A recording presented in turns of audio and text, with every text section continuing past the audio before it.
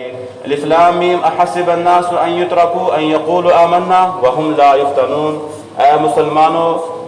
کیا تم یہ سمجھتے ہو کہ ہم نے ایمان لایا اور تمہیں آزمایا نہیں جائے گا؟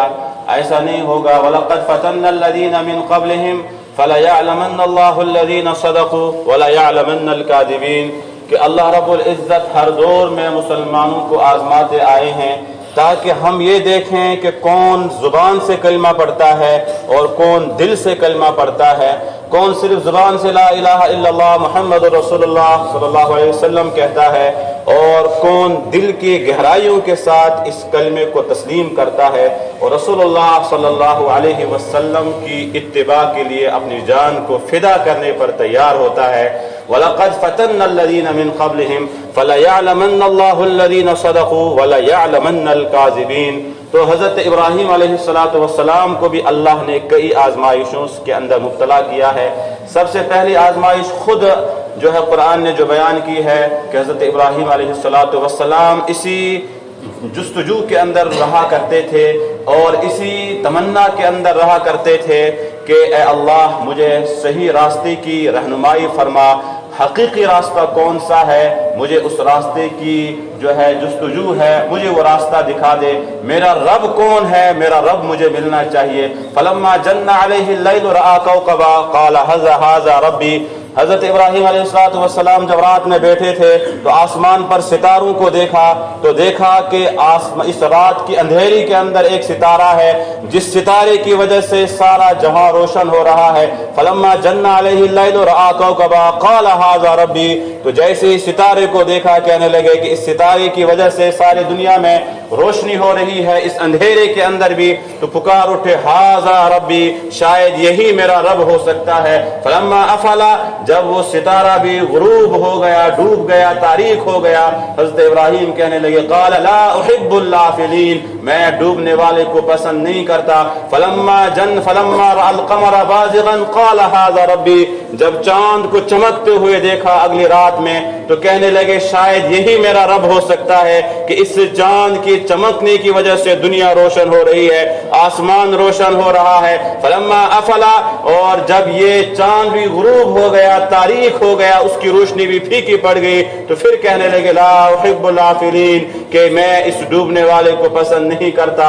اور پھر فلما رأى الشمس بازغة، پھر اگلی رات جب سورج کو دیکھا کہ اس سورج کی وجہ سے ساری دنیا کے اندر روشنی ہو رہی ہے، دن ہو رہا ہے، اور روز لوگ جو ہے صبح کو نکلتے ہیں اپنے کاموں پر، اپنی مصروفیات کی طرف، اس سورج کے اندر اللہ نے یہ طاقت رکھی ہے کہ اس سورج کی وجہ سے روشنی ہو رہی ہے۔ فلما رأى الشمس بازغة قال ھذا ربی ھذا اکبر، کہنے لگے شاید یہی میرا سب سے بڑا رب ہے۔ لیکن فلما افلت، جب یہ سورج بھی ڈوب گیا تو کہنے لگے اے اللہ مجھے صحیح راستے کی ہدایت دے دے، اور یہ چاند جس کی طرف میں نے رخ کیا تھا یہ بھی ڈوب گیا، میں نے ستاروں کی طرف رخ کیا یہ بھی ڈوب گیا، میں نے سورج کی طرف رخ کیا یہ بھی ڈوب گیا۔ پھر حضرت ابراہیم کہتے ہیں انی وجہت وجہی للذی فطر السماوات والارض حنیفا وما انا من المشرکین، میں اس ذات کی طرف اب اپنا رخ کرنے جا رہا ہوں، میں اپنا رخ اس ذات کی طرف کر رہا ہوں جس نے مجھے بھی پیدا کیا۔ انی وجہت وجہی للذی فطر السماوات والارض، جس نے زمین اور آسمان کو پیدا کیا، وما انا من المشرکین، میں مشرکین میں سے نہیں ہوں۔ تو پہلی جستجو، پہلی تلاش حضرت ابراہیم علیہ السلام کو اپنے رب کی تھی۔ جستجو کے بعد، طلب کے بعد، تمنا کے بعد حضرت ابراہیم کو جب اپنا رب مل گیا تو اب جو دوسرا مقصد تھا اور جو دوسرا سٹیپ تھا حضرت ابراہیم کا، وہ دعوت کا تھا کہ قوم تک اللہ کی توحید کو کس طرح سے پہنچایا جائے۔ اور جیسا کہ اصول ہے اس امت محمدیہ صلی اللہ علیہ وسلم کا بھی کہ وانذر عشیرتک الاقربین، کہ جب آپ کو دعوت کا آغاز کرنا ہو تو سب سے پہلے اپنے گھر سے آغاز کیجئے، سب سے پہلے اپنے محلے سے، اپنے رشتہ داروں سے آغاز کیجئے۔ اور حضرت ابراہیم علیہ السلام آغاز کرتے ہیں اپنے ابا جان سے، اپنے والد سے۔ وَاذْكُرْ فِي الكتاب إبراهيم إنه كان صديقا نبيا إذ قال لأبيه يا أبت لما تعبد ما لا يسمع ولا يبصر ولا يغني عنك شيئا. اور یہاں مسلمانوں کو، مجھ جیسے لوگوں کو بھی، آپ جیسے لوگوں کو بھی، اور دعوت کا کام کرنے والے مسلمانوں کو بھی یہ ادب سکھایا گیا، یہ طریقہ سکھایا گیا کہ اگر کوئی اولاد نیک ہو، تہجد گزار ہو، عبادت گزار ہو، اگر اسے اپنے باپ کو نماز کے لیے پکارنا ہو تو جھنجھوڑتے ہوئے سخت لہجے میں نہ پکارے. دعوت اگر اپنے باپ کو دینی ہے، اپنے بڑوں کو دینی ہے، تو ادب کے دائرے میں رہ کر دعوت دی جائے، جیسے حضرت ابراہیم نے اپنے ابا جان کو دی کہ اذ قال لأبیہ یا ابت لما تعبد، اے میرے ابا جان آپ ایسی چیز کی عبادت کیوں کرتے ہیں، لما تعبد ما لا يسمع، جو سن نہیں سکتا، ولا يبصر، جو دیکھ نہیں سکتا، ولا يغني عنك شيئا،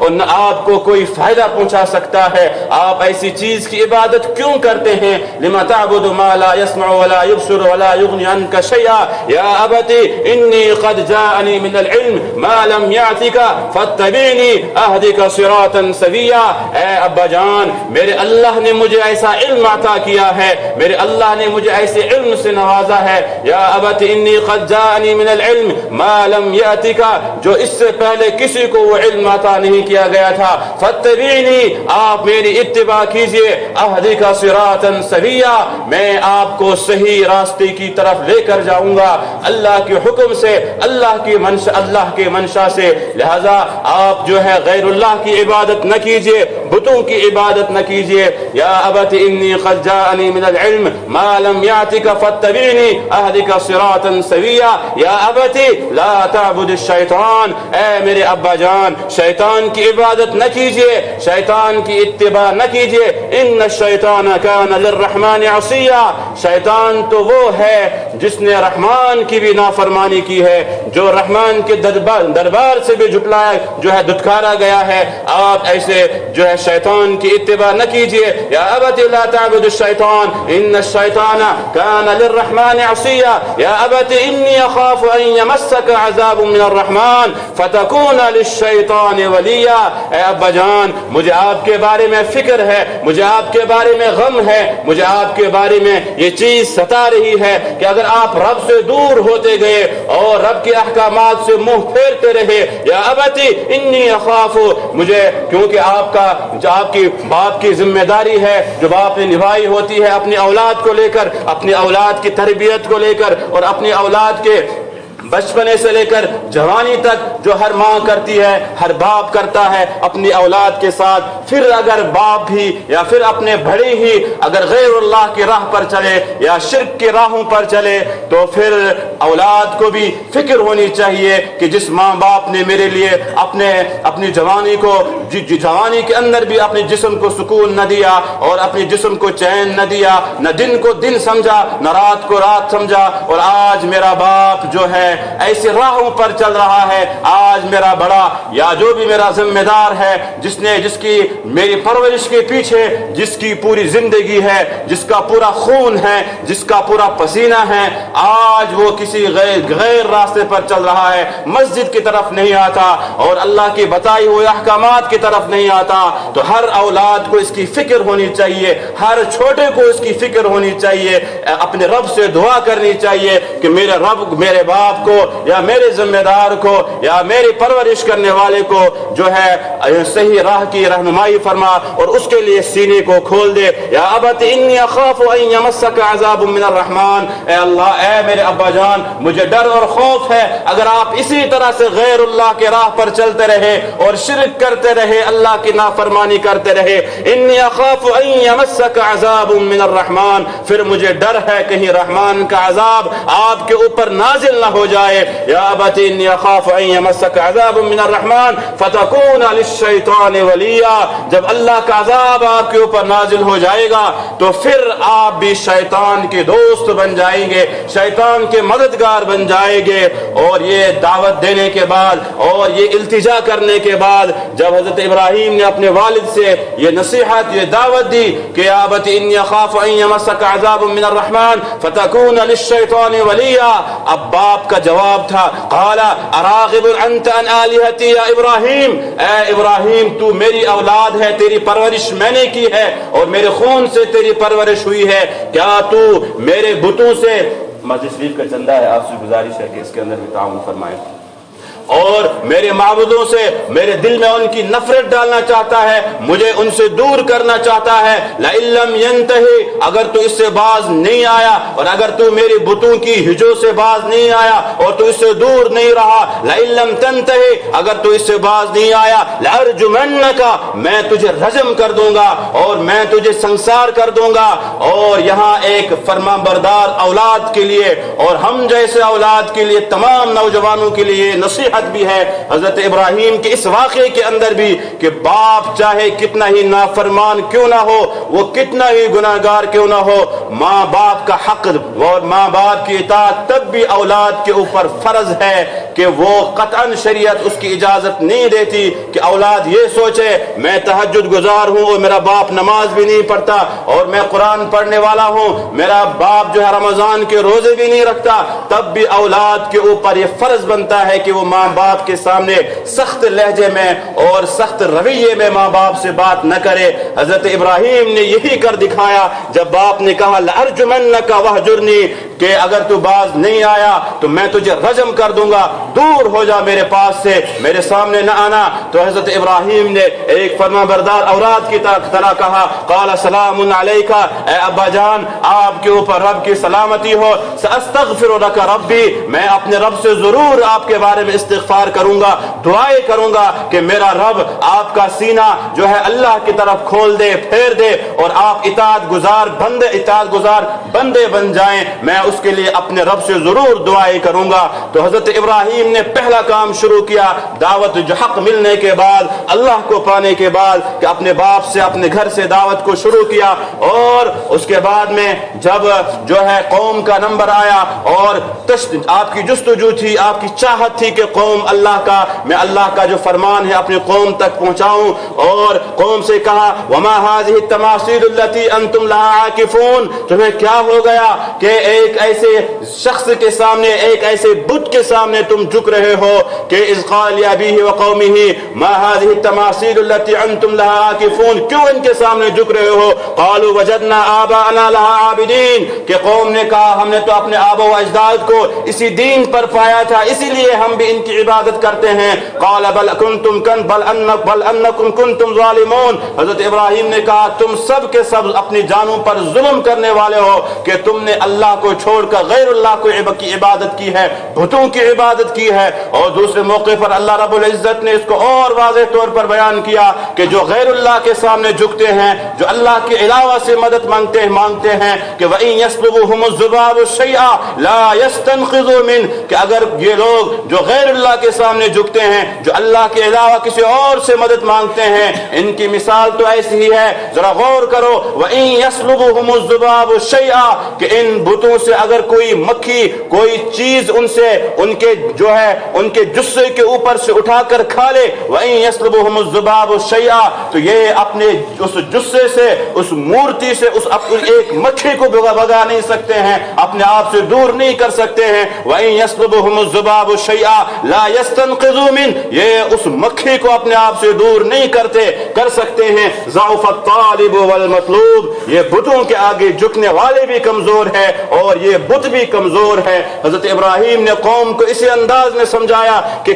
کیوں ایسی چیز کے آگے جھک رہے ہو جو تمہیں نہ نفع پہنچا سکتا ہے نہ نقصان پہنچا سکتا ہے۔ اور قوم نے جب ان کی بات کو نہ مانا، اور پھر وہ لمبا واقعہ ہے کہ حضرت ابراہیم نے کہا وَتَاللَّهِ لَأَكِيدَنَّ أَصْنَامَكُمْ بَعْدَ أَن تُوَلُّوا مُدْبِرِينَ، اب میں تمہارے لیے ایک ایسی تدبیر اختیار کروں گا شاید کہ تمہیں سمجھ میں آ جائے کہ بت کیا ہوتے ہیں، اللہ کیا ہوتا ہے۔ فَجَعَلَهُمْ جُزَازًا كَبِيرًا، فَجَعَلَهُمْ جُزَازًا،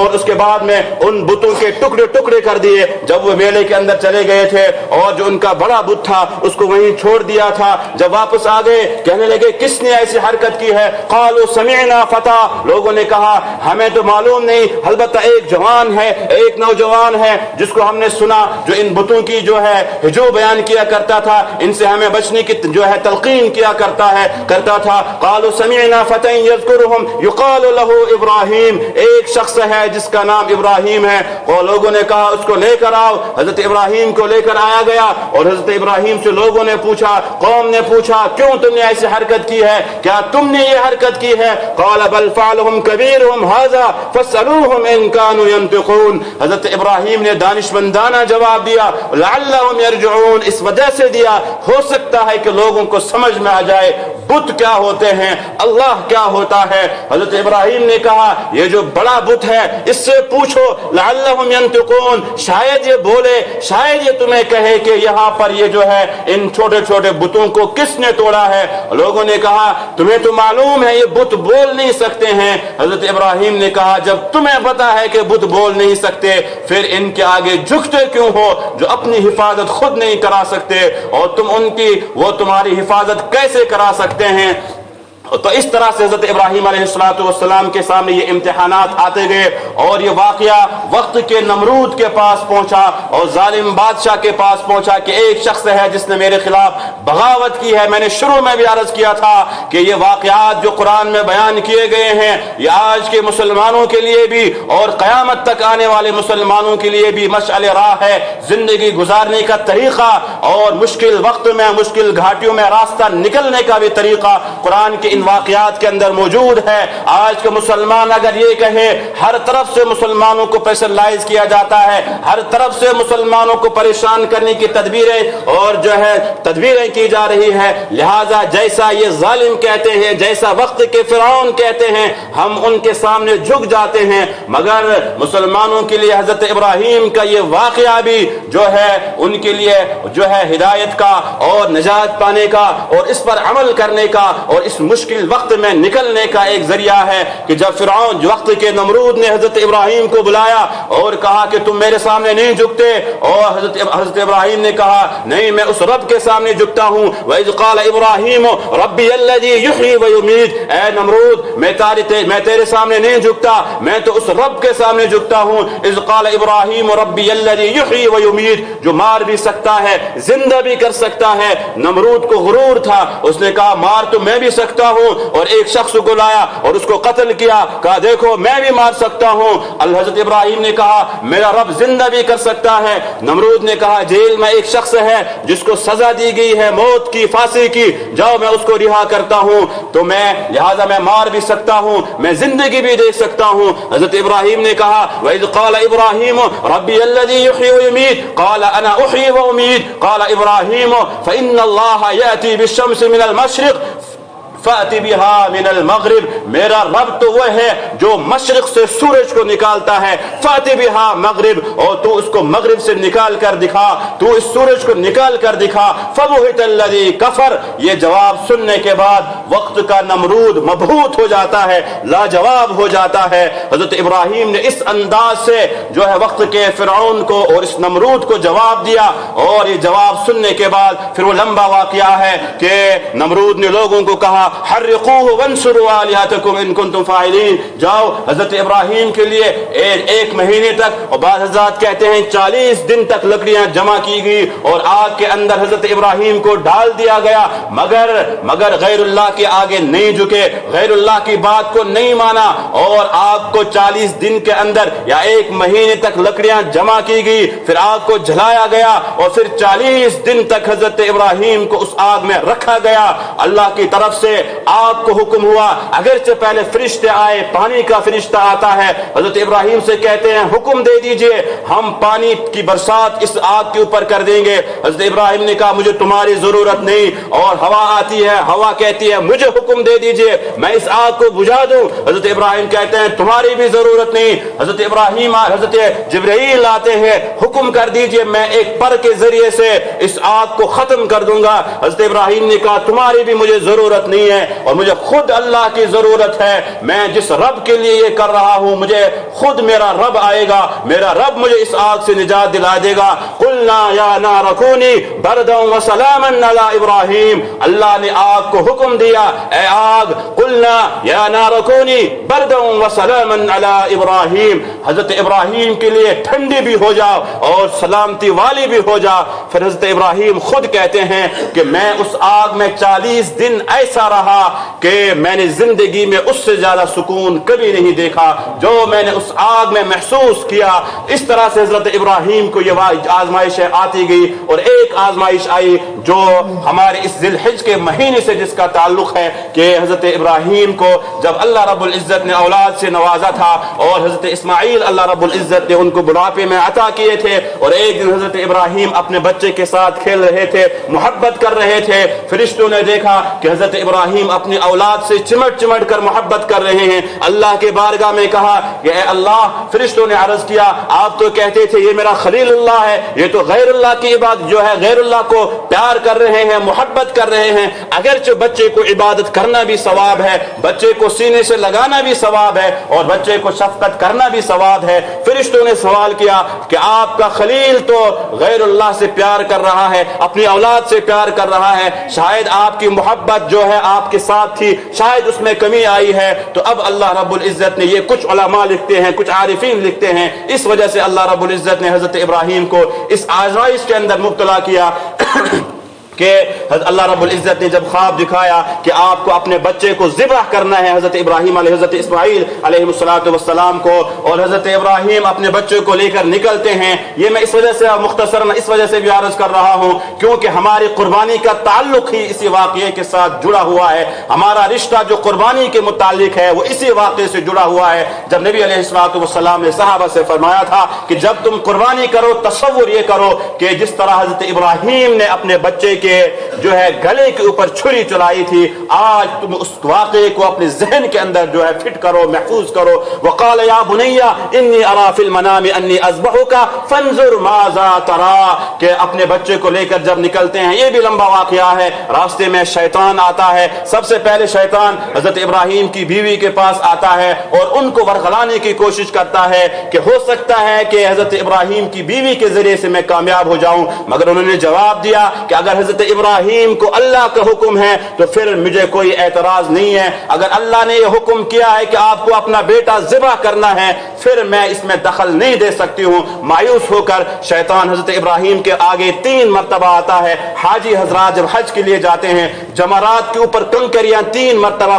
मारते हैं, ये उसी का अक्स है, ये उसी का पस मंजर है। 3 मरतबा जब हजरत इब्राहिम के सामने शैतान आता है, हजरत जिब्रील हजरत इब्राहिम को हुक्म देते हैं कि आप इसको कंकरियां मार दीजिए 3 मरतबा। और आगे चलकर फलम्मा बलगा माहु साया क़ाल या बुनैया इन्नी अरा फिल मनाम अन्नी अज़बहुका फंजुर माज़ा तरा, ऐ मेरे बेटे, जब मैदान में पहुंच जाते हैं, मैंने ख्वाब में देखा, अल्लाह ने मुझे कहा कि आपको अपना बेटा ज़िबह करना है अल्लाह के लिए। फंजुर माज़ा तरा, बताओ क्या करना है, आप बताओ आप राजी हो या नहीं हो। आज भी इस वाक़े के अंदर भी औलाद के लिए, नौजवानों के लिए ये मिसाल है कि बाप बेटे से कहता है अल्लाह ने मुझे हुक्म दिया है कि आपको अपना बेटा ज़िबह करना है। बेटा कैसा इताअत गुजार फरमा बरदार है। बेटा कहता है फंजुर माज़ा तरा, आप कर दीजिए जो आपके रब ने आपको हुक्म दिया है। और उसके बाद खुद बेटा बाप से कहता है कि आप मुझे बांध लीजिए और आप मेरा चेहरा नीचे की तरफ कीजिए और छुरी को तेज कीजिए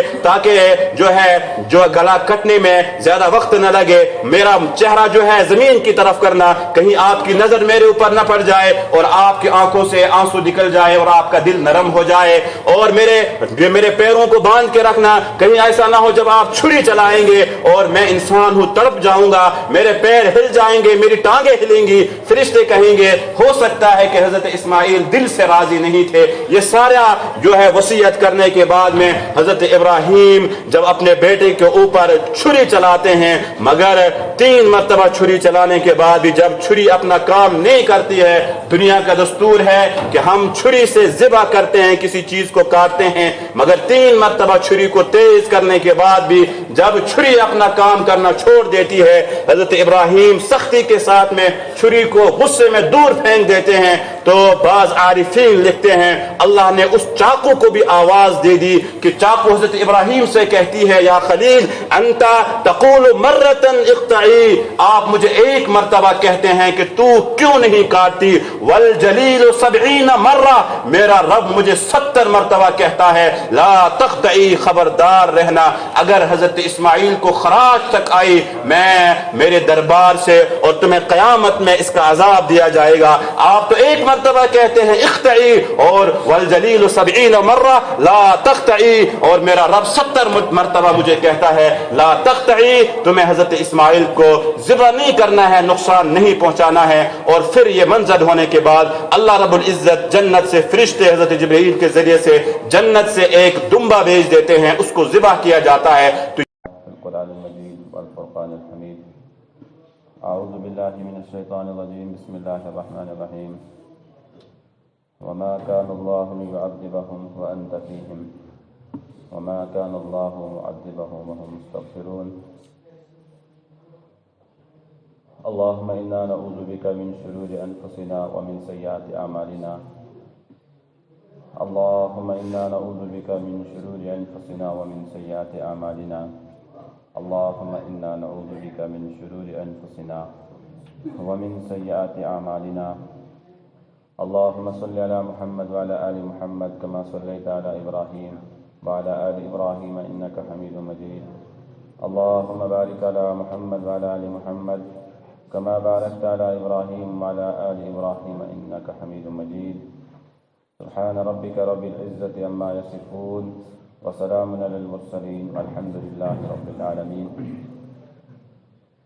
मुअज़्ज़ज़ मुकर्रम दोस्तों, नौजवानों, यूँ तो आज के जुमे के अंदर मेराज, फ़लसफ़ा मेराज के मुतालिक चंद बातें अर्ज़ करनी थी, क्योंकि अब 27 रजब जो आने वाली तारीख़ है उसके अंदर नबी अलैहिस्सलातु वस्सलाम को अल्लाह रब्बुल इज़्ज़त ने 7 आसमानों को पार करते हुए अपनी मुलाकात के लिए हज़रत जिब्रील और हज़ारों फरिश्तों की एक जमात के साथ में मस्जिद हराम से लेकर फिर मस्जिद अक़सा और फिर मस्जिद अक़सा के अंदर नबी अलैहिस्सलातु वस्सलाम की तमाम अम्बिया की इमामत करना, ये एज़ाज़, फिर उसके साथ में नमाज की जमात के बाद 7 आसमानों पर चंद अम्बिया से मुलाकात, और फिर इस दौरान चंद वो मनाजिर जो अल्लाह रब्बुल इज़्ज़त ने आपको दिखाए कि कुछ लोगों पर जो अज़ाब हो रहा था वो आपको दिखाया गया। फिर आगे चलकर हज़रत जिब्रील का अकेले नबी अलैहिस्सलातु वस्सलाम को ये कहना कि यहाँ से आगे मैं जा नहीं सकता, बस ये आप ही को एज़ाज़ और मकाम है। फिर बैतुल मामूर से होते हुए सिदरतुल मुंतहा, फिर सिदरतुल मुंतहा से होते हुए नबी अलैहिस्सलातु वस्सलाम का उस जगह के पास पहुँचना जिसको शरीफुल अक़लाम कहा जाता है, यानी आप अलैहिस्सलातु वस्सलाम ने फरमाया कि मैंने यहाँ पर कलम की चलने की आवाज़ सुनी जहाँ पर लोगों की तकदीर लिखी जाती है। फिर इसी तरह से आगे चलकर जैसे सूरतुन नजम के अंदर फरमाया अल्लाह रब्बुल इज़्ज़त ने सुम्मा दना फतदल्ला फकाना क़ाब क़ौसैनि औ अदना फ़अौहा इला अब्दिही मा औहा। फिर अल्लाह रब्बुल इज़्ज़त ने नबी अलैहिस्सलातु वस्सलाम से फरमाया कि आप करीब हो जाइए और करीब हो जाइए। और फिर दुनिया का दस्तूर है कि अगर हम किसी को जो जितना अजीम मेहमान हो हम उसको अपने घर बुलाएं, उसकी दावत करें,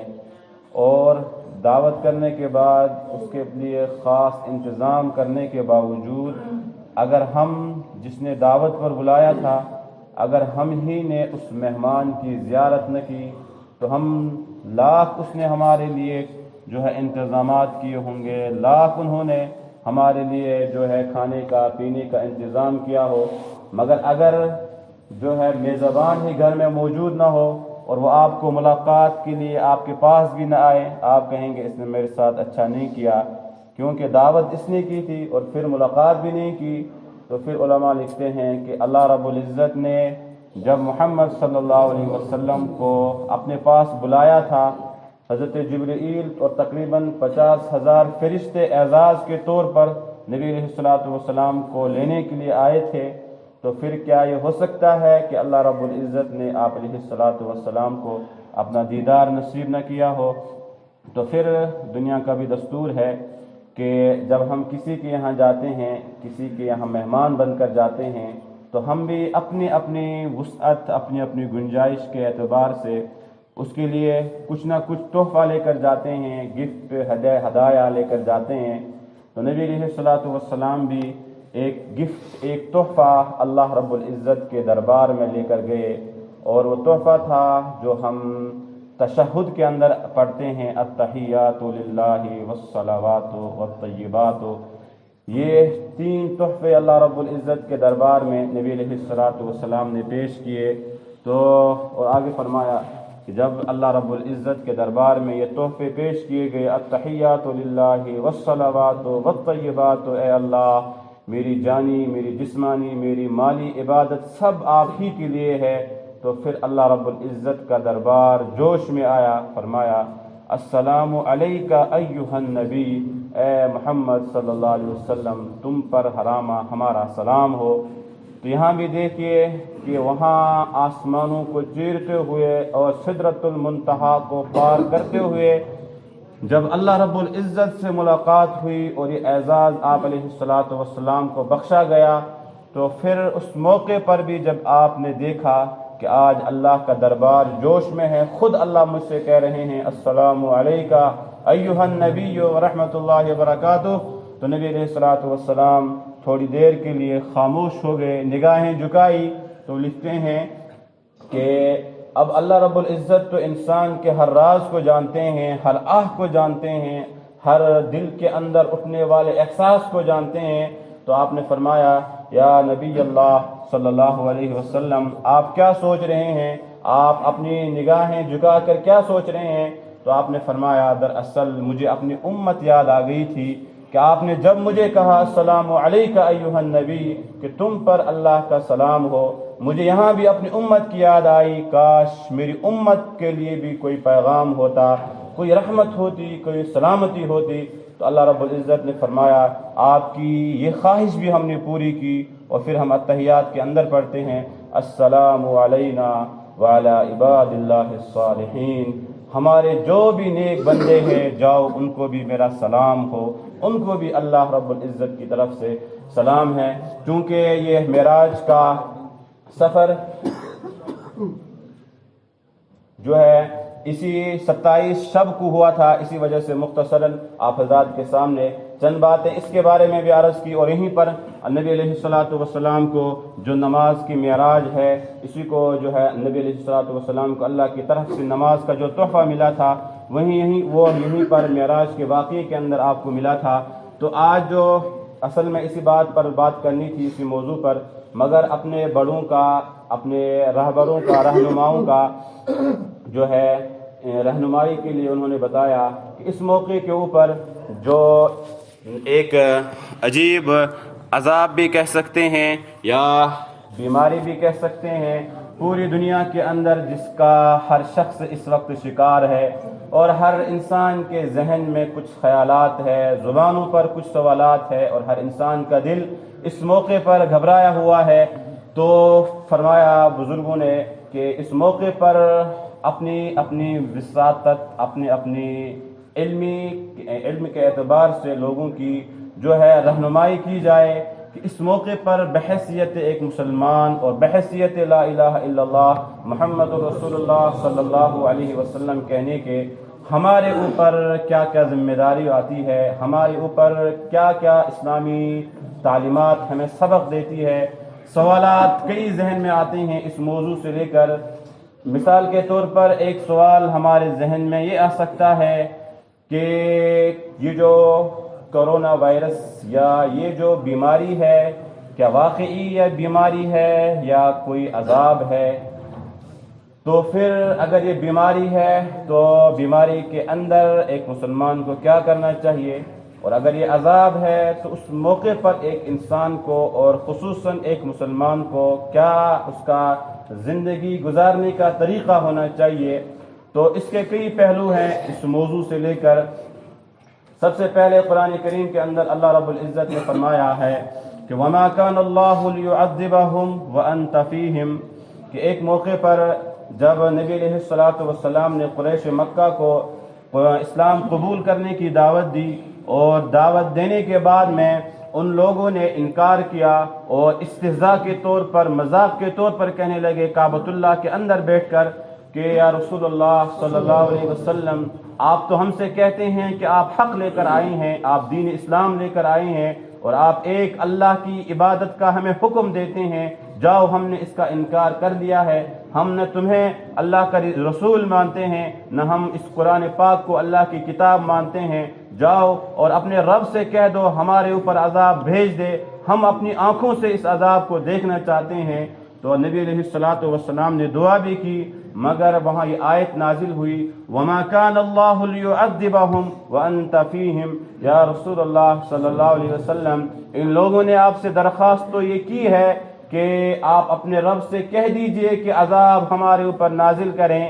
میں عذاب نازل کر سکتا ہوں، مگر میں کیا کروں؟ وَأَنْتَ فِيهِمْ، جب تک آپ کی ذات محمد عربی صلی اللہ علیہ وسلم کی ذات یہاں مکہ مکرمہ کے اندر موجود ہے، میں ان کے اوپر عذاب نہیں لا سکتا ہوں۔ جب تک آپ یہاں مکہ المکرمہ کے اندر موجود ہے تو ان کے اوپر اللہ کا عذاب نہیں آ سکتا ہے۔ تو اس وقت کے لوگوں کے لیے ایک چیز یہ تھی کہ لاکھ انہوں نے اپنے رب کی نافرمانی کی، رسول اللہ صلی اللہ علیہ وسلم کو تکالیف پہنچائی، مگر اللہ نے واضح اعلان فرما دیا وَمَا كَانَ اللَّهُ لِيُعَذِّبَهُمْ وَأَنْتَ فِيهِمْ، جب تک آپ ان کے درمیان میں ہیں میں ان کے اوپر عذاب نازل نہیں کروں گا۔ اب ہمارے ذہن کے اندر کئی سوالات اس موضوع سے لے کر ہیں۔ مثال کے طور پر کعبۃ اللہ مطاف کا جو ایریا ہے، کئی دنوں سے وہاں مطاف نہیں ہو رہا ہے۔ اب لوگ چونکہ آج کل ہمارا زیادہ تر انحصار وہ سوشل میڈیا، فیس بک وغیرہ کے ذریعے ہی ہم جو ہے اپنی چیزوں کو یا اپنے مسائل کو حل کرنے میں لگے رہتے ہیں، اور وہاں عجیب عجیب طرح کے جو ہے کچھ کٹنگ کر کے اور کچھ ایڈیٹنگ کر کے احادیث کو بھی پیش کیا جاتا ہے، نبی علیہ الصلوۃ والسلام کے پاکیزہ کلام کو بھی پیش کیا جاتا ہے۔ تو وہاں آپ نے بھی پڑھا ہوگا کہ کچھ لوگوں نے، اور ہمارے پھر زبانوں کے ذریعے سے ایک سے دوسرے تک وہ بات پہنچتی رہتی ہے اور عام ہو جاتی ہے کہ جب کعبۃ اللہ کا طواف رک جائے گا تو انہوں نے لکھا تھا کہ یہ قیامت کی علامت ہے، قیامت کی نشانی ہے۔ حالانکہ اگر ہم تاریخ کو دیکھیں گے تو کئی موقع ایسے ہیں کہ جہاں کعبۃ اللہ کا طواف رکا ہے، ایک فرقہ آیا ہے، ان کی ایک ڈائنسٹی تھی قرام مطاح، ان کا نام تھا ابو طاہر، اس شخص کا نام تھا کہ اس نے ایک موقع کے اوپر پہلے حجاج کرام جب حج کا جو سیزن ہے، حج کے جو ایام ہے وہ شروع ہونے والے تھے، تو اس شخص نے پہلے جو حاجی حج کے لیے جا رہے تھے ان کو مارا، ان کو پیٹا، اور ان کا جو سامان تھا وہ اس نے اپنے قبضے میں کر لیا، اس کو لوٹ لیا۔ جب اس کی ہمت تھوڑی اور بڑھی تو پھر وہ ڈائریکٹ کعبۃ اللہ کے اندر گیا اور خانہ کعبہ کے پاس میں اس نے کئی مسلمانوں کا خون بہایا ہے، اور اس کے بعد میں حجر اسود کو اس نے اپنے ساتھ جو ہے کعبۃ اللہ سے اس نے وہ نکالا ہے، اور نکالنے کے بعد میں بعض مورخین لکھتے ہیں 20 یا 22 سال تک جو ہے حجر اسود کعبۃ اللہ کے ساتھ میں نہیں تھا، وہ چرا کر اپنے ساتھ لے کر گیا تھا۔ پھر آگے چل کر کیا ہوا وہ ایک الگ بحث ہے۔ تو 20 یا 22 سال تک حجر اسود کعبۃ اللہ کے ساتھ لگا ہوا نہیں تھا، اور یہ جو ہے ہمارے جو بڑے بڑے مؤرخین ہیں انہوں نے اس بات کو تسلیم بھی کیا ہے۔ اور پھر تقریباً 10 سال تک ایسا قتل و غارت تھا، ایسا خون خرابہ تھا کہ 10 سال تک کعبۃ اللہ کے اندر جو ہے کوئی شخص حج کے لیے نہیں آ سکتا تھا۔ ایسا اس موقع کے اوپر ماحول بنایا گیا تھا۔ اس کے بعد بھی جو ہے جب طاعون کی بیماری ایک مرتبہ عام ہوئی، یورپ سے اس کا آغاز ہوا تھا 18 ہجری کے اندر آس پاس کے اندر، تو اس موقع پر بھی تقریباً 2 ہفتے کے آس پاس جو ہے کعبۃ اللہ کا طواف نہیں ہوا تھا۔ اور تو اس بات کو اس سے جوڑنا، حالانکہ آج اگرچہ مطاف کے اندر طواف نہیں ہوتا ہے، مگر جو بقیہ ایریا ہیں، بلڈنگیں ہیں، وہاں پر جو ہے باضابطہ 2nd فلور 3rd فلور پر جو ہے طواف ہو رہا ہے۔ تو اس بات کو اس سے جوڑنا کہ کعبۃ اللہ کا طواف جب رک جائے گا پھر جو ہے قیامت آ جائے گی، قیامت کی نشانی ہے، یہ بے اصل ہے، اس کی کوئی حقیقت نہیں ہے۔ اسی طرح سے ایک حدیث ہے، اس کے اندر انہوں نے جو ہے اس حدیث کو تھوڑا کاٹ کر لکھا تھا کہ وہ حدیث انہوں نے بخاری شریف کی غالباً ہے کتاب الحج کی، اس کو وہاں پر لے کر آئے اور اس کے اندر لکھا تھا کہ قیامت سے پہلے حج روک دیا جائے گا، حج نہیں ہو جائے گا۔ تو اس کی جب ہم نے پوری حدیث دیکھی تو وہ حدیث آج کے دور سے اس کا تعلق نہیں ہے، یا اس ماحول سے اس کا تعلق نہیں ہے، کیونکہ پوری حدیث تھی کہ جب یاجوج ماجوج کا دور ہوگا، قتل و غارت جب یاجوج ماجوج کے دور میں عام ہو جائے گی، اس موقع پر جب حج رک جائے گا تو وہ قیامت کی نشانی ہے۔ اور ہمیں معلوم ہے کہ ابھی یاجوج ماجوج کا جو سلسلہ ہے، یا اسی طرح سے دجال کا، حضرت عیسیٰ کے آنے کا جو سلسلہ ہے، وہ ابھی شروع نہیں ہوا ہے، لہذا اس کو اس بات سے جوڑنا یہ بھی بے اصل ہے۔ لوگوں کے اندر خوف یا لوگوں کے اندر دہشت ڈالنا، اس کا کوئی حقیقت سے تعلق نہیں ہے۔ اس جو شروع میں جو میں نے بات عرض کی تھی کہ اگر ہم یہ کہیں کہ یہ بیماری ہے تو پھر بیماری کا جو طریقہ جو ہے اطباء نے خود نبی علیہ الصلوۃ والسلام نے قرآن نے بیان کیا ہے، اس کی ہمیں پابندی ہمارے لیے ضروری ہو جاتی ہے کہ بیمار کے لیے نبی علیہ الصلوۃ والسلام نے فرمایا کہ آدھا اثر وہ دوا کرتی ہے، اور ایک موقع پر آپ نے فرمایا آدھا اثر وہ پرہیز کرتا ہے۔ جہاں انسان دوا کھائے وہاں اس کے لیے پرہیز بھی لازمی ہے۔ مسجد شریف کا چندہ ہے، آپ حضرات سے گزارش ہے کہ اس کے اندر بھی تعاون فرمائے۔ اسی طرح سے اگر یہ بیماری ہے تو پھر دوا کے ساتھ ساتھ میں بحیثیت مسلمان ہمارے لیے صدقہ کرنا ضروری ہے، ہمارے لیے دعا کرنا ضروری ہے، کیونکہ ہمارا ایمان ہے کہ شفا دینے والی ذات وہ اللہ رب العزت کی ہے، کہ جب اللہ نے شفا لکھی ہوگی پھر بڑے بڑے مریض جو ہے ایک بہانہ ہم کہیں اللہ اس کو ان سے بھی ٹھیک کر دیا کرتے ہیں۔ تو مسلمان بحیثیت مسلمان اگر بیماری ہے تو پھر ہمارے لیے اس کی پابندی بھی ضروری ہے کہ ہم دوا بھی کریں، پرہیز بھی کریں، صدقہ بھی کریں، اور دعا بھی خاص طور سے ہم کریں۔ اور اگر یہ بیماری ہے تو پھر ہمارے لیے وہ حکم بھی ہے کہ نبی علیہ الصلوۃ والسلام نے فرمایا کہ جب کوئی کوڑ کا مریض ہو، کوئی ایسا سخت بیمار ہو، لوگ جس سے نفرت کرنے لگتے ہیں، یا ماہرین آپ کو یہ بتا دیں کہ اگر آپ نے اس کو ٹچ کیا، آپ نے اس کو چھو لیا تو اس کی بیماری آپ کو لگ جائے گی۔ یہ بیماری ایسی ہے کہ قرآن کریم کے اندر جو حضرت موسیٰ علیہ نبینا علیہ الصلوۃ والسلام کا واقعہ ہے کہ جب حضرت موسیٰ کوہ طور پر گئے تھے اور اس موقع پر آپ نے اپنے بھائی حضرت ہارون کو قوم والوں کے پاس چھوڑ دیا تھا، تو سامری نے ان کو ایک بچڑے کی عبادت کے لیے ابھارا تھا، اور پھر وہ ایک بچڑے کی عبادت میں مشغول ہو گئے تھے۔ تو اللہ رب العزت نے اس سامری کو، جس نے اس پوری قوم کو، ان لوگوں کو گمراہ کیا تھا اور ایک اللہ کو چھوڑ کر اس بچڑے کی عبادت پر لگا دیا تھا، تو اللہ رب العزت نے اس کو اسی طرح کی ایک بیماری دی تھی کہ حضرت موسیٰ نے دعا کی تھی، اللہ رب العزت نے اس کو یہی بیماری لگائی تھی کہ جو بھی سامری کا ہاتھ ٹچ کرتا تھا، اس کو پکڑتا تھا، اس کو فوراً بخار ہو جایا کرتا تھا۔ اور وہ قرآن کریم کی ایک آیت ہے، وہ ہر ایک سے خود کہتا تھا لا مساس، مجھے مت چھوؤ، مجھے مت چھوؤ۔ جو بھی سامری کو چھوتا تھا اس کو بخار ہو جاتا تھا، اور آخر میں تنگ آ کر پھر وہ ایک جنگل کے اندر چلا گیا، وہاں اس کی موت ہوئی۔ تو یہ جو بیماری ہے کہ اگر واقعی یہ بیماری ہے تو پھر بیماری کے لیے یہ بھی ہمیں ضروری ہے کہ نبی علیہ الصلوۃ والسلام نے فرمایا کہ اگر ایسی بیماری ہو کہ ماہرین ہمیں آج کے دور میں یہ کہیں کہ اس کا اثر یا ایک انسان دوسرے کو جب چھوئے گا، اور چھونے سے مراد کیا ہے کہ اگر ہمیں واقعی طور پر ہمیں یہ پتہ چل چکا ہے کہ جس سے میں مل رہا ہوں، جو میرے گھر آیا ہے، اس کو یہ بیماری لگی ہے، تو پھر اس کے بارے میں یہ حکم ہے کہ ہم اس سے دور رہیں، ہم اس کو سلام نہ کریں، حالانکہ ہمیں پتہ نہیں ہے ابھی تک کہ ہمارے گھر جو مہمان ہیں، ابھی جو جتنے لوگ مسجد کے اندر ہے، کہ اللہ رب العزت بچائے، کون اس کا جو ہے شکار ہے کون نہیں ہے۔ یہ تو اس موقع پر ہے کہ اگر ہمیں واقعی طور پر پتہ ہے کہ سامنے جو بندہ آ رہا ہے مجھ سے ملنے کے لیے، میرے گھر کھانا کھانے کے لیے، یا میرے بچے جو باہر سے آ رہے ہیں، کیا میں اس کو اپنے گلے سے لگاؤں یا میں اس سے مصافحہ کروں، تو اگر آپ کو پورا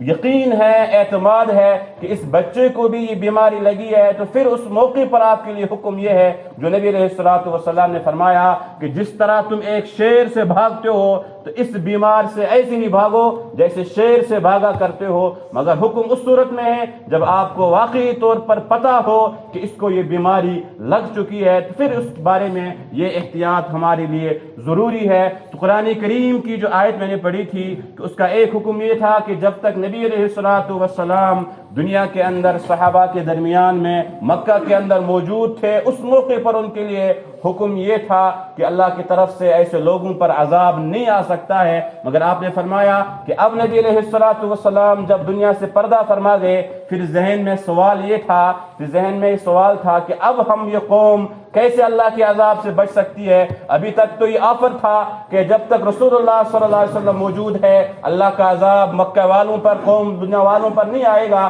مگر جب رسول اللہ صلی اللہ علیہ وسلم پردہ فرما گئے اب اللہ کا عذاب آ سکتا ہے یا نہیں آ سکتا ہے۔ تو ذہن میں ایک بات اور رکھیں کہ اگر کوئی اس بیماری کا شکار ہو یا کوئی بھی مہلک بیماری ہو، آج ہمارا یہ ذہن بنا ہوا ہے کہ اگر کسی کے اوپر، کسی کے گھر میں حالات آئے، بچے بیمار ہو، گھر والی بیمار ہو، خود بیمار ہو، ہمارے ذہن میں یہ بات آتی ہے دراصل اس کے اعمال ایسے تھے، اس نے رشوت لی تھی، اس نے لوگوں کے ساتھ یہ کیا تھا وہ کیا تھا، اسی وجہ سے یہ خود بھی بیمار، بچے بھی بیمار، خود بھی پریشان۔ حالانکہ یہ اسلامی عقیدہ نہیں ہے، یہ رسول اللہ صلی اللہ علیہ وسلم کی تعلیمات نہیں ہے۔ ایک صحابی آپ علیہ السلام کے پاس آئے اور انہوں نے کہا یا رسول اللہ صلی اللہ علیہ وسلم مجھے آپ سے محبت ہے، تو آپ نے 3 مرتبہ فرمایا کہ سوچ کر بولو کیا کہہ رہے ہو، تو انہوں نے فرمایا یا رسول اللہ صلی اللہ علیہ وسلم مجھے آپ سے محبت ہے۔ 3 مرتبہ کا سوچ کر بولو، تو آپ نے فرمایا جو مجھ سے جتنی محبت کرے گا آزمائشیں، امتحان، مصیبتیں اس پر اتنی ہی زیادہ آئیں گی۔ اور ایک موقع پر آپ نے فرمایا کہ حالانکہ مشہور حدیث یہ ہے کہ جو اللہ کا جتنا زیادہ محبوب ہوتا ہے، مرتے وقت اللہ رب العزت کی طرف سے جب اس کی روح قبض ہوتی ہے اس پر آسانی آتی ہے، مگر ایک موقع پر آپ نے فرمایا اللہ کا جو جتنا محبوب ہوتا ہے جب موت کا وقت آتا ہے عموماً ہمارے ذہن میں یہ بات آتی ہے کہ اگر کسی کی روح جو ہے کسی طرح سے قبض کرنے میں سختی ہو جائے، ہمارے ذہن میں یہ بات آتی ہے شاید جو ہے اس کا خاتمہ ایمان پر نہیں ہوا، شاید یہ سخت تھا، شاید یہ بد نصیب تھا۔ تو آپ نے فرمایا جو جتنا اللہ کا قریب ہوتا ہے جب موت کا وقت آئے گا تو اللہ اس کی جو موت کا وقت ہوگا وہ سخت ہوگا۔ سخت کیوں ہوگا؟ تاکہ کل قیامت کے دن جنت کے اندر، قبر کے اندر اس کو راحت ملے۔ اور اس کے برعکس کافر کے بارے میں فرمایا کبھی کبھی کافر پر موت آسان ہو جاتی ہے مگر آگے کی جو منازل ہے وہ سخت ہوتی ہے۔ تو اگر کسی مسلمان پر کوئی مصیبت آئے یا اس طرح کی بیماری آئے، کیونکہ ہمارے ذہن میں آج یہ بات آئی ہے ہم مسلمان ہیں، ہم نمازی ہیں اور ہم رسول اللہ صلی اللہ علیہ وسلم کے ماننے والے ہیں، ہمارے اوپر اس طرح کی بیماری یا کوئی بھی خطرناک یا مہلک بیماری ہم اس کے شکار نہیں ہونے چاہیے۔ تو نبی علیہ الصلوۃ والسلام کی ایک جماعت تھی صحابہ کی، اور اس صحابہ کی جماعت کے سردار تھے حضرت ابو عبیدہ بن جراح رضی اللہ تعالی عنہ۔ یہ وہ صحابی ہیں کہ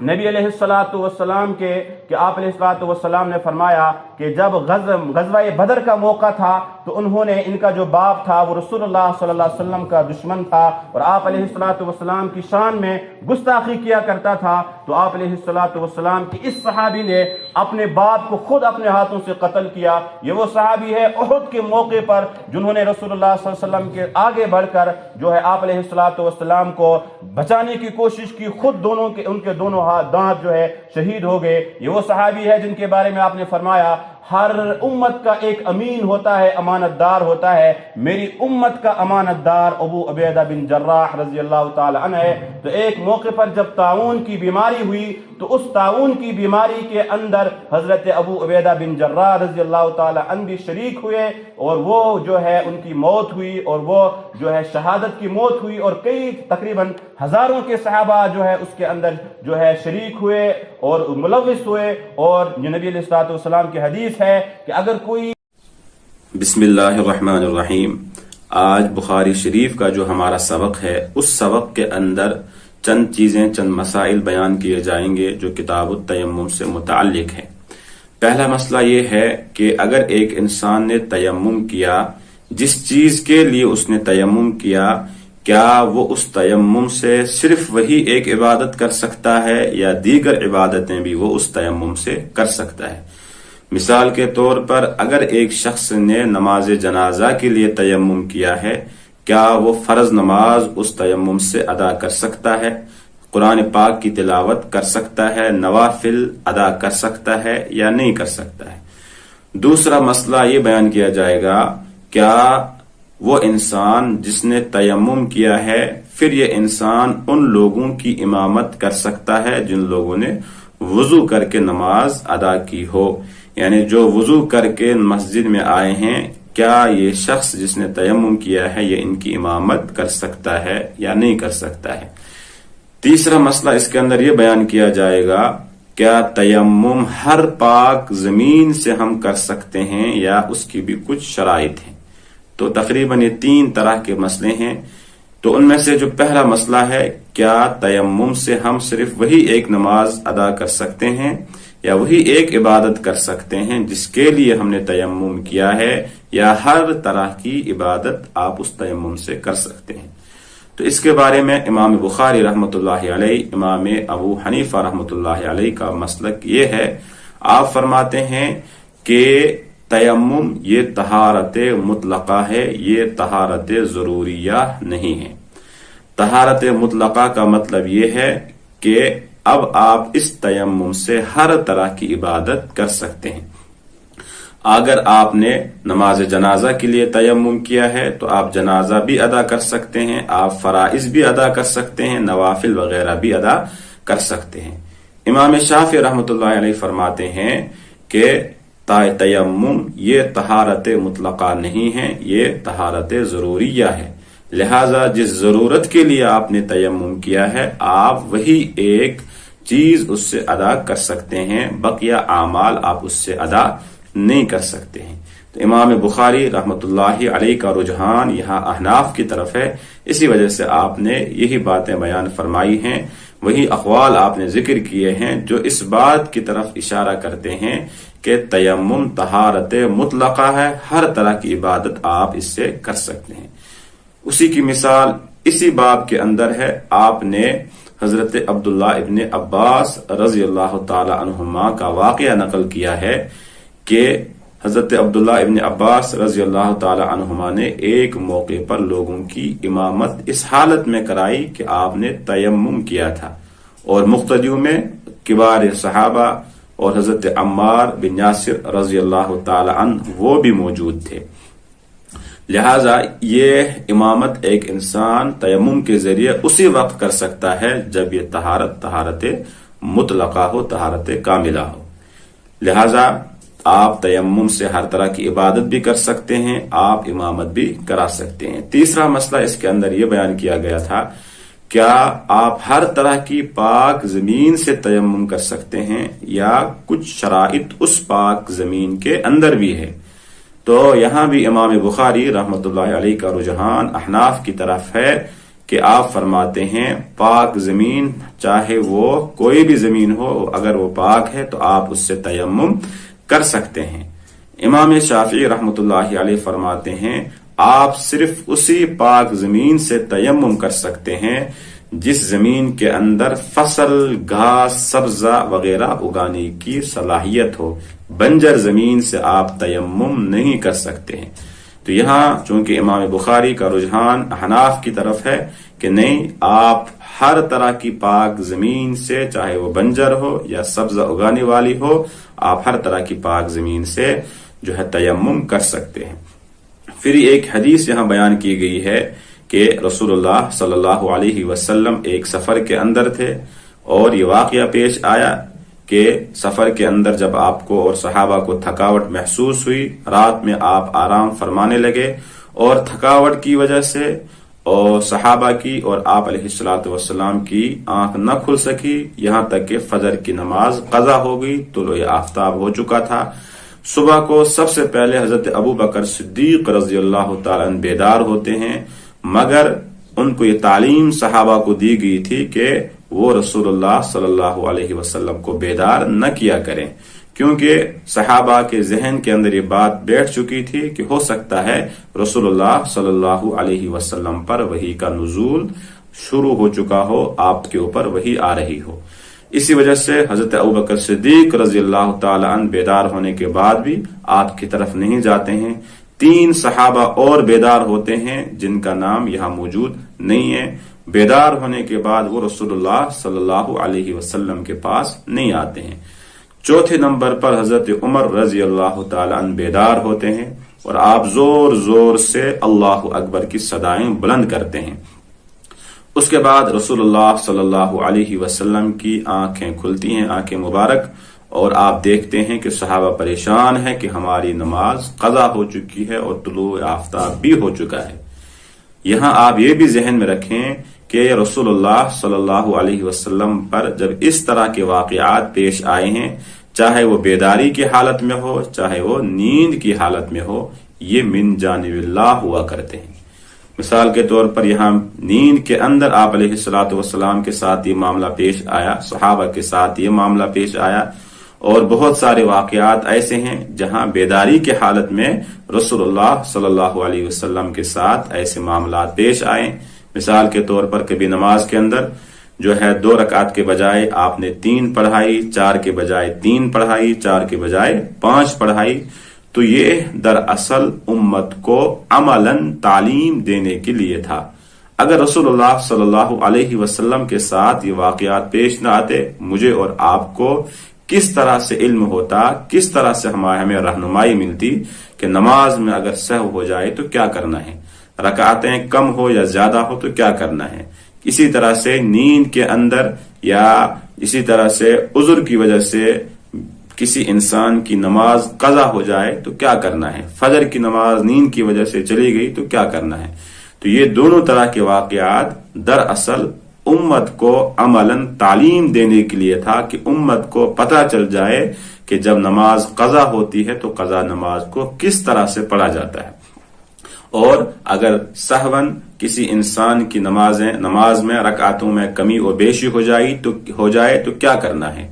تو یہ جو واقعات رسول اللہ صلی اللہ علیہ وسلم کے ساتھ پیش آئے ہیں، ان کا ایک مسئلہ یہی ہے، ان کی ایک وجہ یہی ہے کہ تاکہ امت کو یہ تعلیم مل جائے کہ ایسے وقت میں کیا کرنا چاہیے۔ تو آپ علیہ الصلوۃ والسلام نے جب صحابہ کو دیکھا کہ آپ پریشان ہیں اور حیران ہیں، غم زدہ ہے، آپ نے فرمایا پریشان ہونے کی ضرورت نہیں ہے۔ پانی آپ نے منگوایا، صحابہ نے پانی کے ذریعے سے وضو کیا، آپ نے وضو فرمایا، اور اس کے بعد آپ نے نماز فجر قضا ادا کی۔ ایک صحابی کو نماز پڑھنے کے بعد آپ نے دیکھا کہ وہ دور تنہا بیٹھے ہوئے ہیں اور خاموش ہیں، غم زدہ ہیں۔ آپ نے اس کو بلایا اور پوچھا کہ تم پریشان کیوں ہو اور تم نے شاید نماز بھی ادا نہیں کی؟ تو صحابی نے کہا یا رسول اللہ صلی اللہ علیہ وسلم، مجھے دراصل غسل کی ضرورت تھی اور پانی میرے پاس موجود نہیں تھا۔ تو آپ نے فرمایا تو تمہیں تو تیمم کرنا تھا، پریشان ہونے کی ضرورت نہیں ہے، تم تیمم کر کے ہمارے ساتھ نماز پڑھ سکتے تھے۔ ایک واقعہ یہ ہے اس کے اندر، اور پھر آگے چل کر آپ علیہ الصلوۃ والسلام کے صحاباؤں کو پانی کی ضرورت پڑی تو آپ نے حضرت علی رضی اللہ تعالیٰ عنہ اور دیگر صحابہ کو بھیجا کہ جاؤ پانی تلاش کر کے لاؤ۔ تو انہوں نے پانی تلاش کرنے کے لیے جب وہ جاتے ہیں تو انہوں نے راستے میں ایک عورت کو دیکھا جس کے ساتھ پانی کی مشکیزیں تھے، اور آپ حضرت علی رضی اللہ تعالی عنہ اس عورت کو رسول اللہ صلی اللہ علیہ وسلم کے پاس لے کر آتے ہیں، اور آپ علیہ الصلوۃ والسلام اس کا پانی استعمال کرتے ہیں، صحاباؤں کو پلاتے ہیں، جانوروں کو پلاتے ہیں، اور صحابہ کہتے ہیں کہ اتنا پانی استعمال کرنے کے بعد بھی اس عورت کے اس مشکیزے سے پانی کا ایک قطرہ بھی، پانی کی ایک بوند بھی کم نہیں ہوئی۔ تو یہ واقعات اس حدیث کے اندر موجود ہیں۔ تو سب سے پہلے عبارت پڑھتے ہیں، اس کے بعد اس کا ترجمہ۔ باب الصعید الطیب وضوء المسلم۔ الصعید الطیب، پاک مٹی مسلمان کا، وضوء المسلم مسلمان کا پانی ہے، یعنی جس طرح ایک مسلمان پانی کے ذریعے سے طہارت حاصل کرتا ہے، اسی طرح ایک مسلمان تیمم کے ذریعے سے بھی طہارت حاصل کر سکتا ہے۔ یکفیہ من الماء، تو پاک مٹی پانی کے مقابلے میں اس کے لیے کافی ہو جاتی ہے۔ وقال الحسن، اور حضرت امام حسن یعنی حضرت حسن بصری رحمۃ اللہ علیہ فرماتے ہیں، یجزئہ التیمم ما لم یحدثہ، تیمم اس کے لیے یعنی تیمم کرنے والی کے لیے تیمم اس وقت تک کافی ہوتا ہے ما لم یحدثہ، جب تک کہ اسے حدث لاحق نہ ہو، لہذا ایک تیمم سے وہ ہر طرح کی عبادتیں کر سکتا ہے۔ وَأَمَّا ابن عباس، اور حضرت ابن عباس رضی اللہ تعالی عنہ نے ایک موقع پر امامت فرمائی، کس حالت میں؟ وَهُوَ مُتَيَمِّمٌ، تیمم کی حالت میں۔ وقال یحییٰ بن سعید، اور حضرت یحییٰ بن سعید یہ فرماتے ہیں، اور حضرت یحییٰ یہ وہ صحابی تھے ان کے بارے میں آتا ہے کہ یہ مدینہ کے قاضیوں میں ان کا شمار کیا جاتا تھا۔ لا بأس بالصلاة على السبخة والتيمم بها، کہ سبخہ نمکین زمین کو بولتے ہیں، یعنی جو زمین فصل اگانے کے قابل نہ ہو، تو نمکین زمین پر نماز پڑھنے سے اور تیمم کرنے سے اس میں کوئی حرج نہیں ہے۔ حدیث ہے حضرت ابو رجا وہ فرماتے ہیں، ان عمران قال كنا فی سفر مع النبی صلی اللہ علیہ وسلم، ہم رسول اللہ صلی اللہ علیہ وسلم کے ساتھ ایک سفر کے اندر تھے، وَإِنَّا أَسَرَيْنَا حَتَّى إِذَا كُنَّا فِي آخِرِ اللَّيْلِ، ہم نے سفر کیا، ہم چلتے رہے یہاں تک کہ جب آخر رات کا وقت آیا، وقعنا وقعتن، یعنی ہم رک گئے، ٹھہر گئے، یعنی ہم آرام کے لیے رک گئے۔ ولا وقعت احلا عند المسافر منہا، کہتے ہیں ولا وقع، یعنی کوئی وقعت یا نیند سے بہتر کوئی چیز نہیں ہے، احلا میٹھی، عند المسافر مسافر کے نزدیک، یعنی جب مسافر تھکتا ہے تو تھکاوٹ کے وقت آرام کرنے سے زیادہ میٹھی کوئی چیز اسے معلوم و نظر نہیں آتی۔ فما ایقظنا الا حر الشمس، کہتے ہیں ہم جب سو گئے ہمیں بیدار نہیں کیا مگر سورج کی گرمی نے، سورج کی تپش نے۔ فکان اول من استيقظ فلان، کہتے ہیں سب سے پہلے شخص جو بیدار ہوا وہ فلاں شخص تھا، ثم فلان ثم فلان، پھر فلاں شخص، پھر فلاں شخص۔ یسمیہم ابو رجا، حضرت ابو رجا جب اس حدیث کو بیان کرتے تھے تو وہ ان کا نام بھی منشن کیا کرتے تھے، بتایا کرتے تھے کہ کون کون پہلے بیدار ہوا۔ فنسی عوف، مگر حضرت عوف ان لوگوں کا نام بھول گئے۔ ثم عمر بن الخطاب الرابع، چوتھے جو صحابی تھے بیدار ہونے والے وہ حضرت عمر رضی اللہ تعالی عنہ تھے۔ وکان النبی صلی اللہ علیہ وسلم اذا نام لم نوقظه حتى يكون هو يستيقظ، رسول اللہ صلی اللہ علیہ وسلم کی شان یہ تھی کہ جب آپ آرام فرماتے آپ کو کوئی بیدار نہیں کرتا تھا یہاں تک کہ آپ خود بیدار ہو جاتے۔ لأننا لا ندری ما يحدث له في نومه، کیونکہ ان کو معلوم نہیں تھا، صحابہ کو معلوم نہیں تھا کہ آپ علیہ الصلوۃ والسلام نیند کی حالت میں آپ کے ساتھ کیا پیش آ رہا ہے۔ فلما استيقظ عمر، جب حضرت عمر رضی اللہ تعالی عنہ بیدار ہوئے، ورأى ما اصاب الناس، تو انہوں نے دیکھا جو لوگوں کو پیش آ چکا تھا۔ وکان رجلا جلیدا، اور حضرت عمر ایک مضبوط مرد تھے۔ فکبر، آپ نے تکبیر کی، بلند کی۔ ورفع صوته بالتکبیر، اور تکبیر کے ذریعے سے آپ نے اپنی آواز کو بلند فرمایا۔ فما زال یکبر، برابر آپ تکبیر کہتے رہے۔ ویرفع صوته، اور اپنی آواز کو بلند کرتے رہے، بالتکبیر، تکبیر کے ذریعے سے۔ حتی استيقظ لصوته النبی صلی اللہ علیہ وسلم، یہاں تک کہ ان کی آواز سے رسول اللہ صلی اللہ علیہ وسلم بیدار ہوئے۔ فلما استيقظ، جب آپ بیدار ہوئے، شکوا الیہ الذی اصابہم، شکایت کی لوگوں نے اس چیز کا جو ان کو پہنچا تھا، یعنی جو ان کی نماز قضا ہوئی تھی اس کی شکایت رسول اللہ صلی اللہ علیہ وسلم سے کی۔ فقال، تو آپ نے فرمایا، لا زیر ولا یزیر، یعنی کوئی نقصان نہیں ہوا ہے اور نہ کوئی نقصان ہونے والا ہے، پریشان ہونے کی ضرورت نہیں ہے۔ ارتحلوا، چلو، فرتحل، جب وہ چلے، فسارا غیر بعید، تھوڑی دیر ہی چلے تھے، ثم نزل، پھر آپ اترے، فدعا بالوضوء، آپ نے وضو کا پانی منگوایا، فتوضا، آپ نے وضو فرمایا، ونودی بالصلاۃ، اور نماز کے لیے آواز دی گئی، یعنی اذان کہی گئی، فصلی بالناس، آپ نے لوگوں کو نماز پڑھائی، فلما انتفل من صلاتہ، جب آپ نے اپنی نماز کو مکمل کیا، اذا ہوا برجل معتزل، اچانک آپ نے دیکھا ایک شخص جو تنہا بیٹھا ہوا ہے، الگ بیٹھا ہوا ہے، لم یصلی مع القوم، اور اس نے قوم کے ساتھ نماز بھی ادا نہیں کی، قال، آپ نے اس سے کہا، ما منعک یا فلان ان تصلی مع القوم،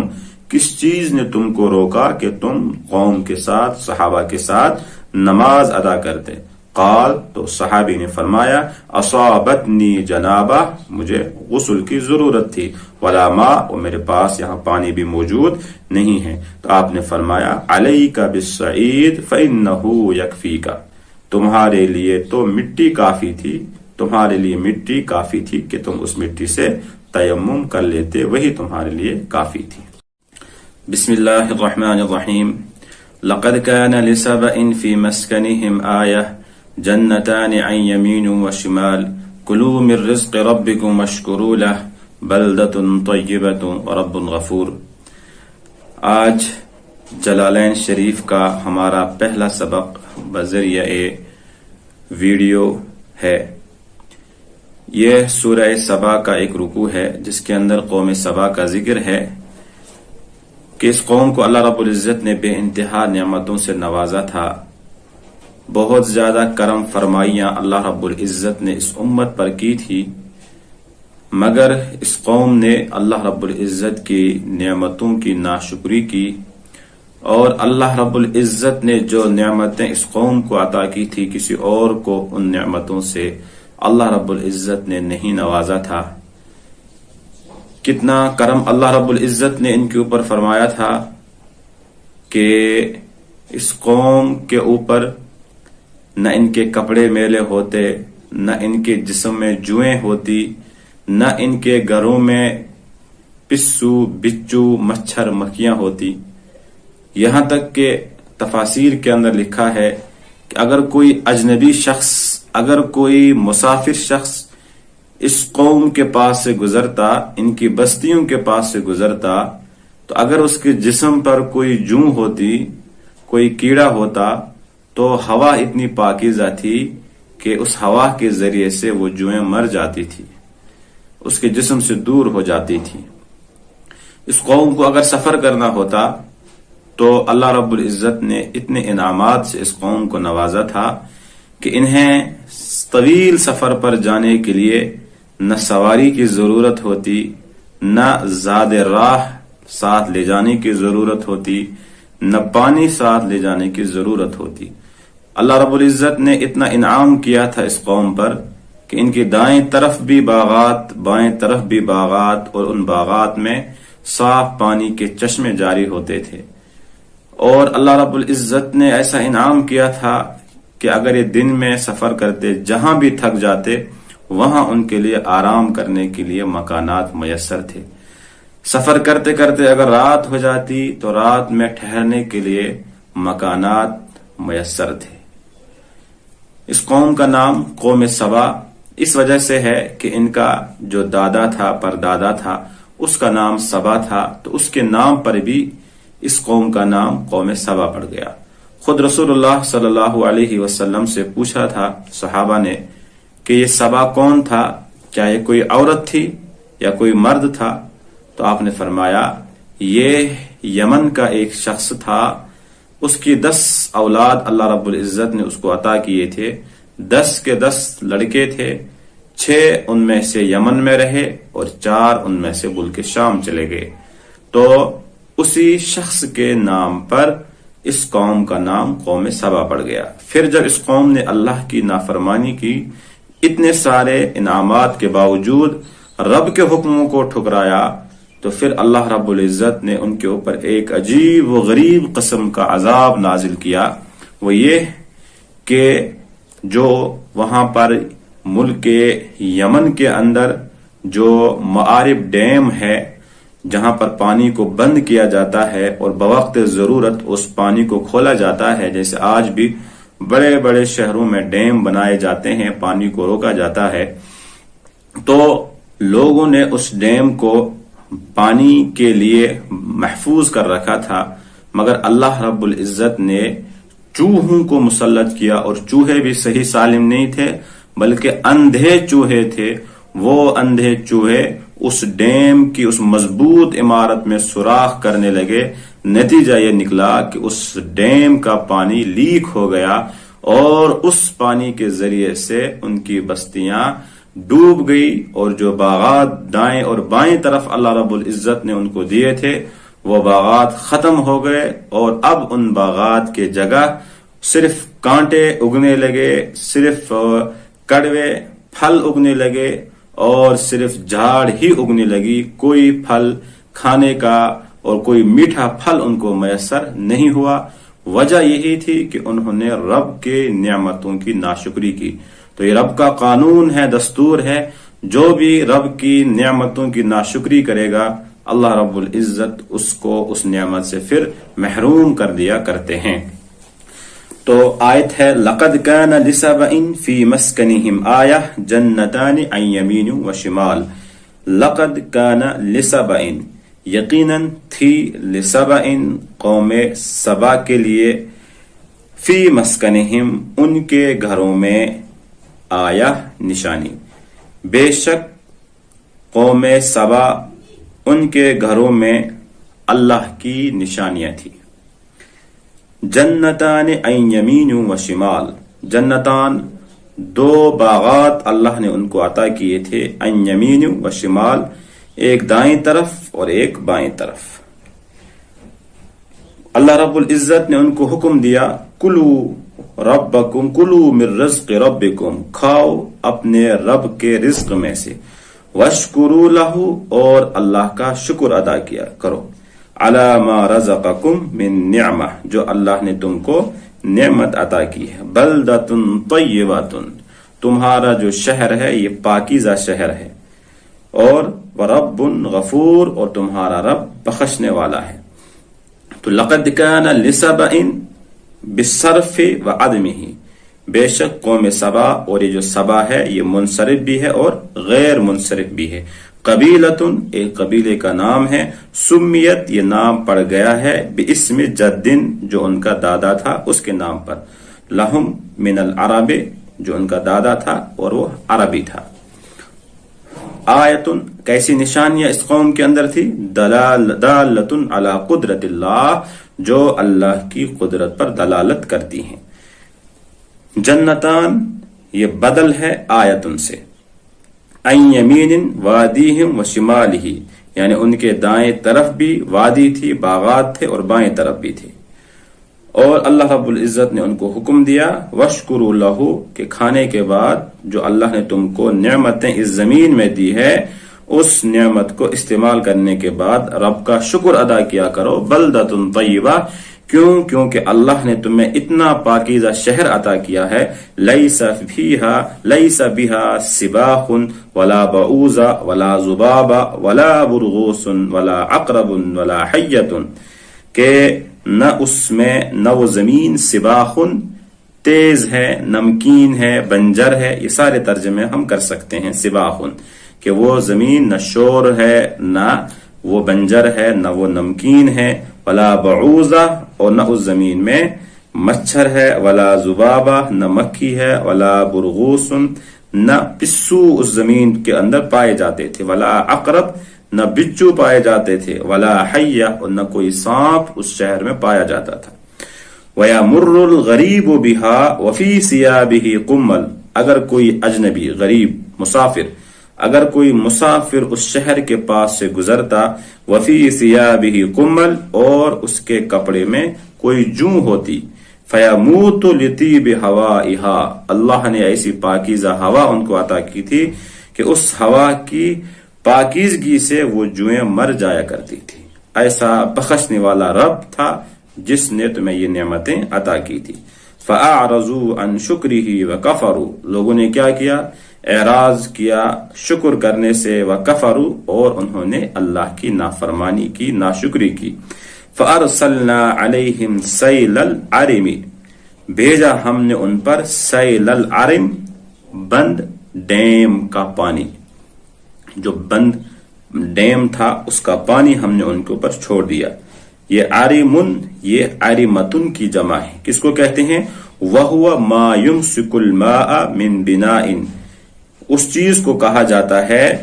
جہاں پر پانی کو روکا جاتا ہے، من بناءٍ، کسی عمارت وغیرہ کے ذریعے سے، وغیرہ یا اس کے علاوہ کسی اور ذریعے سے، الی وقت حاجتہ ای سیل وادیہم الممسوکہ، الی وقت حاجتہ یعنی اس بند پانی کو پھر ضرورت کے وقت شہر میں یا کھیت وغیرہ میں چھوڑ دیا جاتا ہے۔ ای سیل وادیہم الممسوکہ بہا بما ذکرہ، تو اس ممسوک پانی کو، اس بند پانی کو اللہ رب العزت نے اب چھوڑ دیا جیسے کہ ابھی ذکر کیا گیا۔ فَأَغْرَقَ جَنَّتَيْهِمْ وَأَمْوَالَيْهِمْ، تو ان کے جو باغات تھے اور ان کے جو اموال تھے وہ سب کے سب غرق ہو گئے، اور اس کے بدلے میں اللہ نے ان کو کیا دیا؟ اب وَبَدَّلْنَاهُمْ بِجَنَّتَيْهِمْ جَنَّتَيْنِ ذَوَاتَيْ أُكُلٍ خَمْطٍ وَأَثْلٍ وَشَيْءٍ مِّن سِدْرٍ قَلِيلٍ، اس کے بدلے میں ہم نے ان کو دو باغ دیے۔ وہ باغ کیسے تھے؟ ذواتئی کیسے تھے؟ اکل خمتن، کہ وہ بے انتہا، خمتن مرن بشبعن، بے انتہا حد سے زیادہ کڑوے تھے، بے اضافت اکلن، تو اضافت اکل کی طرف اضافت کریں گے اور یہ بمعنی معقول، معقول کے معنی میں ہے، وترکھا، اور بغیر اضافت کے بھی ہم اس کو پڑھ سکتے ہیں، اور وَأَصْلٍ وَشَيْءٍ مِّن صِدْرٍ قَلِيلٍ، تو بد مزہ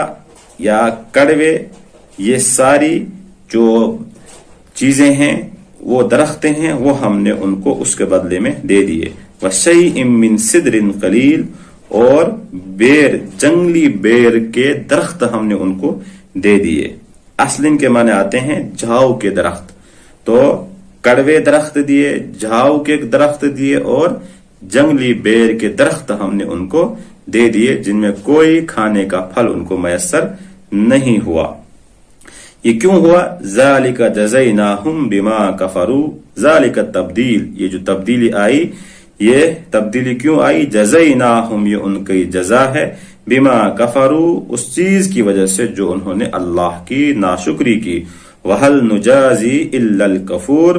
اور ہم ناشکروں کا یہی بدلہ دیا کرتے ہیں، جو اللہ کی ناشکری کرتا ہے، نعمتوں کی ناشکری کرتا ہے، تو ناشکری کرنے والوں کا انجام یہی ہے۔ کفور، اس کو نجازی ہم اس کو یا کے ساتھ بھی پڑھ سکتے ہیں اور نون کے ساتھ بھی پڑھ سکتے ہیں، بالیاء والنون مع کسر الزا، زا کے کسرے کے ساتھ اور کفور کے نصب کے ساتھ، ای ما یناقش الا ہوا، یعنی یہ جو مناقشہ، یہ جو عذاب آیا، یہ انہی لوگوں کو آتا ہے جو اللہ کی نافرمانی کیا کرتے ہیں۔ وَجَعَلْنَا بَيْنَهُمْ وَبَيْنَ الْقُرَى الَّتِي بَارَكْنَا فِيهَا، حالانکہ وَجَعَلْنَا بَيْنَهُمْ، ہم نے ان کے درمیان بنایا تھا، یعنی بین سبا وہم بالیمن وبین القرى، ہم نے قوم سبا جو یمن میں رہنے والی قوم تھی ان کے اور دوسری قوم یعنی جو ملک شام تھے، ملک شام کے رہنے والے تھے، ان دونوں کے درمیان میں ہم نے جو ہے باغات عطا کیے تھے، بستیاں، ذاقرن ظاہرتن، بستیاں ہم نے ان کو متوسل طریقے سے ہم نے ان کو عطا کیے تھے، جو بستیاں سڑکوں سے ملی ہوئی تھی۔ بارکنا فیہا، ہم نے ان دونوں شہروں کے جو درمیان کا راستہ تھا، ہائی وے تھا، اس ہائی وے پر ہم نے ان کے لیے برکتیں رکھی تھی۔ بالماء والشجر، پانی بھی میسر تھا، درخت بھی میسر تھے۔ وہی قری الشام، اور یہ جو دوسری بستی تھی یہ ملک شام کی بستی تھی۔ التی یسیرون الیہا للتجارہ، کیونکہ تجارت کے لیے یہ لوگ ملک شام جایا کرتے تھے۔ قرن ظاہرہ یعنی متواصلۃ من الیمن الی الشام، یعنی یمن سے شام تک برابر ہم نے ان کے لیے بستیوں کا انتظام کر رکھا تھا. وقدرنا فیہا السیر، اور ہم نے ان کے لیے چلنا آسان کر دیا تھا. بحیث یقیلون فی واحدۃ ویبیتون فی اخری الی انتہاء سفرہم، یعنی ان کا سفر ہم نے آسان کر دیا تھا اس طرح سے کہ ایک جگہ پہنچتے تو وہاں قیلولہ کرتے، رات ہوتی تو اپنی سفر کی انتہا میں رات کے وقت یہ وہاں پر رات گزار دیتے. ولا يحتاجون فیہ الی حمل زاد وماء، لہذا اپنے سفر میں نہ انہیں پانی ساتھ لے جانے کی ضرورت تھی اور نہ ہی زاد راہ ساتھ لے جانے کی ضرورت تھی. وقلنا، اور ہم نے ان سے کہا تھا، سیروا فیہا لیالی وایام آمنین، کہ تم اس شہر میں چلو سفر کرو دن میں بھی رات میں بھی امن کے ساتھ، تمہیں کوئی پریشانی کی ضرورت نہیں ہے. لا تخافون فی لیل ولا نہار، لہذا نہ تمہیں رات کا خوف نہ تمہیں دن کا خوف. فقالوا، مگر ان لوگوں نے کیا کہا، ربنا باعد بین اسفارنا، عجیب طرح کی مانگ کی، کہنے لگے اے اللہ ہمارے اس سفر کو دور کر دیجئے. مطلب یہ ہے کہ اس سفر کے درمیان میں جب ہم یمن سے شام کا سفر کرتے ہیں، اس سفر کے درمیان میں جو ہمیں آسائشیں ہیں یہ ساری آسائشیں آپ ختم کر دیجئے، نہ پانی ہو اور نہ اسی طرح سے زاد راہ ہو، نہ یہ درخت ہو، نہ یہ مکانات ہو. کیوں؟ ان کی نیت کیا تھی؟ لیتطاولوا علی الفقراء، تاکہ یہ لوگ فقراء پر اترانے لگے، تکبر کرنے لگے. برکوب الرواحل وحمل الزاد والماء، کہ کس طرح سے اترائیں گے فقراء پر؟ جب یہ اپنی سواریوں پر سوار ہو کر سفر کریں گے اور کھانے کی چیزیں ساتھ لے کر جائیں گے، پانی ساتھ لے کر جائیں گے. فبطروا النعمہ، لہذا وہ ان نعمتوں پر اترانے لگے. وظلموا انفسہم، اور خود انہوں نے اپنی جانوں پر ظلم کیا، بالکفر، اللہ کی ناشکری کر کے. فجعلناہم احادیث، لہذا ہم نے ان کو بعد والوں کے لیے ایک قصہ بنا دیا. ومزقناہم کل ممزق، ہم نے اب ان کے ٹکڑے ٹکڑے کر دیے، یعنی فرقناہم بالبلاد کل تفریق، ہم نے ان کے شہروں کے بھی اب ٹکڑے ٹکڑے کر دیے، یعنی اب ان کو جدا جدا کر دیا. ان فی ذلک لآیات لعبرۃ لکل صبار شکور، اس واقعے کے اندر ہر صبر کرنے والے کے لیے اور اللہ کی نعمتوں پر شکر کرنے والے کے لیے عبرت ہے.